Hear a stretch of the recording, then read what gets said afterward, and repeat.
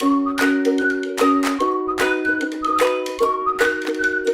guys, this is Chef Amarah. Today I will teach you about the beautification of food and how we can make our food look good on special occasions. Let's grab this beautiful salad bowl with this tong and mount our salad on it with dressing, some oil spray and some sesame seeds on top. अगर table पे space कम हो तो आप snacks को 2 floor serving dish पर set करके रख सकते हैं. Candles are beautiful. Let's keep them there. Keeping the tong with the sandwiches. Keeping samosas around the ketchup bowl.